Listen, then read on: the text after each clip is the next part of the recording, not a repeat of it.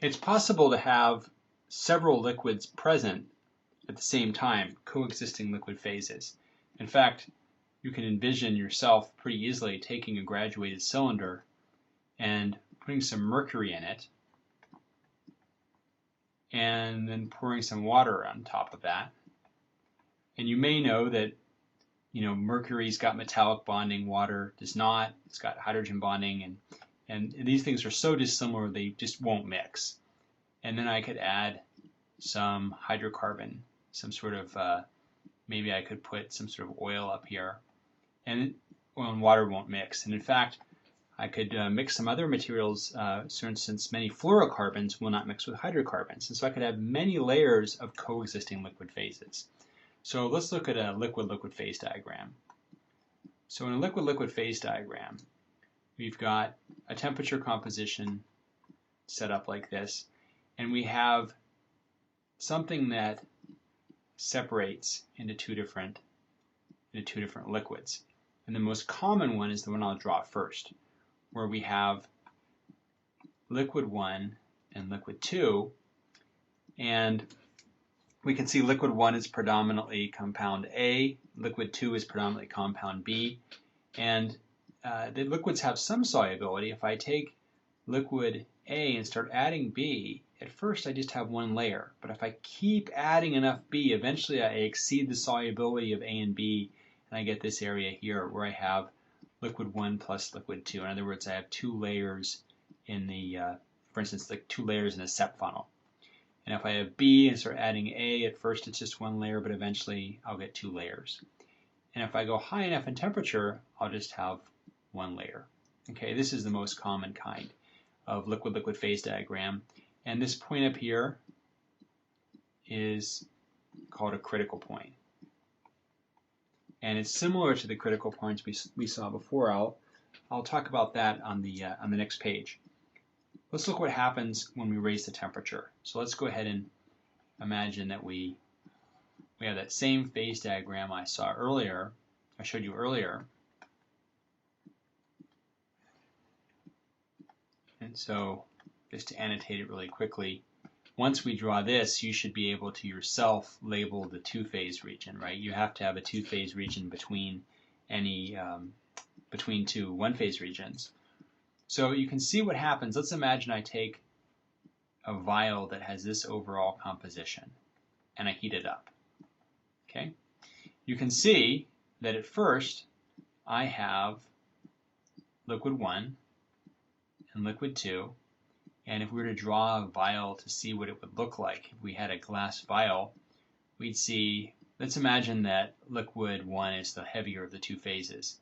Looks like I have quite a bit of it, maybe 4 times as much. Looks like this line is about 4 times shorter than this. So maybe it looks like this. So L1 and L2. And when I get up here, now it looks like it's about maybe 7 to 1. So if I were to draw a vial for that, it would look like this, where there's hardly any L2 left. And when I get to here, we know what's going to happen. The last little bit of L2 disappears, and I just have a vial that just has L1 in it. And the converse would happen if I came up on this side. Right? I'd start off with maybe 8 to 1 of L2, and more, and then the L2 is getting a bit thicker, and the L1 layer is getting thinner, and right here the last little bit of L1 disappears, and I have one phase. So if you come up on either side of this phase diagram, raising the temperature, what happens is one layer grows at the expense of the other. But I want to contrast that with what happens if you go up through the middle. So imagine I have a vial with this composition. So it looks like it's about 50-50 A and B. And I heat it up. Well, first, I'm here, and it looks like the vial would be roughly 50-50 L1 and L2. Right? So composition of L2 is there, composition of L1 is there.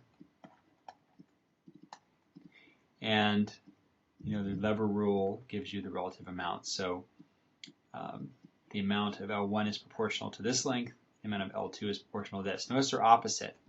We call it the lever rule because it's sort of like a seesaw, right? If we have the longer edge of the seesaw, I've got to have the little kid there, and the shorter edge of the seesaw has the bigger kid, right? So big goes with short, and small goes with long. So here it looks like this is slightly shorter, so I have a little bit more L2 than L1. Okay, if I go up though, it looks like still it's approximately 50-50 here. And it's approximately 50-50 here. And so the layers are not changing in their relative amounts, right? It's roughly the same. And it keeps that still true as we go up higher, still roughly 50-50. Well, we know once we get above this temperature, we only have one liquid. So what's happening is, look what's happening to the compositions of the two coexisting phases. Here, the L1 is mostly A and L2 is mostly B. But here, the phases are not that different in composition. And as we go higher and higher in temperature, those 2 points are getting closer and closer together. So what happens at this point, the critical point, the two phases become identical in composition. And since they're liquids, their composition is the only thing that keeps them different. And so at that point, the meniscus just disappears at T critical. So it's very similar to what we saw with critical behavior between liquids and vapors when we did critical points on one component phase diagrams. All right. If we were to do water and butanol at around 3 atmospheres, we would actually see a phase diagram that looks very similar to this. And this happens at around 80 or 90 degrees C if we do water and butanol at around 3 atmospheres. I want to point out, though, that there are systems that are sort of oddball systems, water and triethylamine. The phase diagram looks like this, where we have L1 and L2, but if we cool it off, it becomes soluble. So the solubility goes down with temperature. So this is still a critical point, but it's called a lower critical point. So not everything gets more soluble with increasing temperature. Some things actually have the reverse behavior. So this is water and triethylamine. And then this one, this is my favorite liquid-liquid phase diagram. If you have temperature and composition, and this one is actually water and nicotine. It actually has a phase diagram that looks like this, like a potato. So you've got liquid 1 plus liquid 2. You've got a liquid, you've got a liquid, and this is an upper critical point, and this is a lower critical point. And so if you're cold or hot, you have one phase, but if you're in between, you have 2 different liquids. So that's kind of an odd one. But in any case, these are all liquid-liquid phase diagrams. I'll do one last example, and that is a liquid-liquid vapor phase diagram.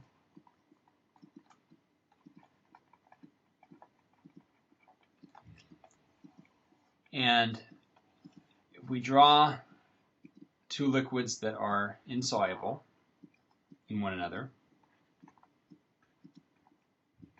we must ask, are their interactions favorable or unfavorable? Well, it must be that they're unfavorable, or they wouldn't separate into 2 separate layers. It must be like they're oil and water or something. Or if they're unfavorable, then it must be that they have positive deviation from Raoult's law. And in fact, they're quite unfavorable to phase separate like this. So they must form a low boiling azeotrope. So if we go up high enough in temperature to vaporize, we have something like this. Okay? Now what's going to happen if we decrease P, decrease the pressure? So pressure isn't shown on this. This is all at 1 pressure. So imagine that this is at, say, 2 atmospheres, and we go to 1 atmosphere. Well, that's not going to affect the liquid equilibrium very much, but it is going to affect the liquid vapor equilibrium. Because what happens, what chemical potential decreases the most when we decrease pressure? It's going to be the gas. So decreasing the pressure makes the gas a more favorable phase. Basically, it lowers the boiling point. And so what's going to happen is this is going to shift down. And eventually this area of liquid vapor coexistence is going to crash into this immiscibility dome. Immiscibility is just a word that means insolubility when you're talking about two liquids. So this immiscibility dome down here is going to get crashed into by this distillation curve up here.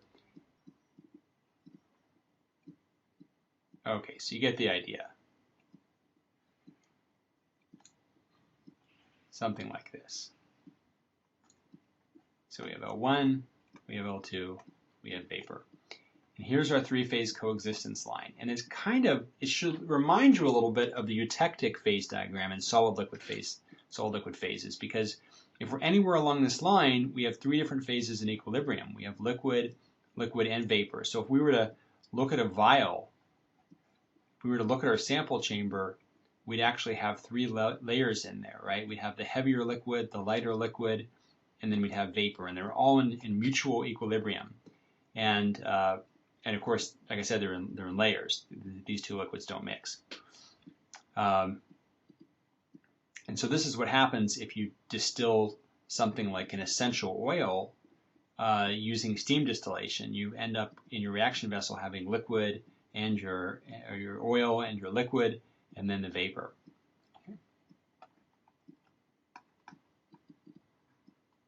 Okay, so this is, as I said, liquid, vapor equilibrium.